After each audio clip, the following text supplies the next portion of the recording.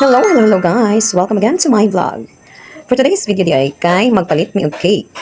Nga magpalit mi og cake kay kanang time birthday sa akong anak nga lalaki. So naka-decide mi nga magpalit og cake kay sa birthday murag dili gid kumpleto ang birthday no kung walay cake. Labi na sa bata murag importante gid kayo ang cake kay syempre blow ang candle no murag mo ginay kanang birthday para sa mga bata. So, daghan og mga nagabaligya og cake diri sa Tagum City. Unya, naman ko'y makita sa Facebook ba kanigong Liz Designer Cakes. Sige ko kakitaan ni sa newsfeed sa Facebook.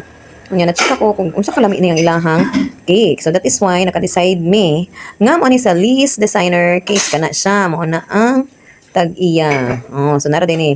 Kini tayong Liz Designer Cakes naa lang ni siya makitaan. Likod lang ni siya sa Gmall kaya tapad sa PCB no. So kung nakatuod mo anang PCB kana na maligya og mga laptop, mga cellphone kana tapad sila ana. So mo ni ang ilahang shop. Unya, nasa diri sa ilahang glass walls ang picture ni Ma'am Berline, napod ni Ma'am Hana, no? So, nakailaman siguro mo ani nila, sila man yung mga sikat ng mga content creators. In fact, gina-follow po din ako sila. Mabitaw nakabalo ko aning Liz Designer Cakes kay kanang nagauban-uban magud sila sa mga videos. So, mo ni ang ilahang mga cakes, guys. So, daghan kay silang mga cakes. So, mana klase-klase lang og mga design ng ilahang cakes. Nya kasagaran sa presyo silang cakes kay tag 500 plus. Nado sila yung mga 400 plus nga cake pero kanang atay pag namo.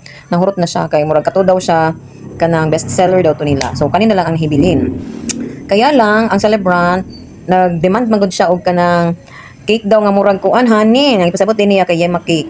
Nya sad to say kan atay pag namo wala na may Yema Cake nila kay nahurot kay daghan pa daw og kanang ganahan mo palit ato. Nya, so wala na lang minipalit og cake. Kunya refer na pud mi aning ilahang sales lady diri aning ilang ice cream. So na-amaze ko sila kay dili lang day cake ang ilahang ginahimo, pati di ay ice cream. So kanang ice cream nila sila gid daw naghimo ana nang igsuon daw na ni Sir Lee ang naghimo ana. Dagko kayo sila og kanang sudlanan silang ice cream. Grabe pa jud kabugat. So ni try gid pud mi og kauna ng ilang ice cream nya. Nice kay sudlanan kay grabe kalig-on. Nya kanang sudlanan sa ice cream amo ang gipalit kay gidalag gid namo na sa mga balay kay ko siya imong Tupperware kay tungod sa ihang kabaga bisud gani kay sa kanang abrihon tungod sa kabaga sa kanang iyahang gigamit nga sudlanan. Unya kay nga man sales lady nga best seller do nila ang mango ice cream. So mo to ni palit mi og mango ice cream kay kitilawon gid mo unsa jud siya kalami.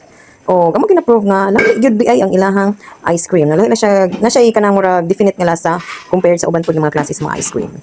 So, mo ni guys, nga imong tuyo nga paliton cake pero ang imong napalit ice cream.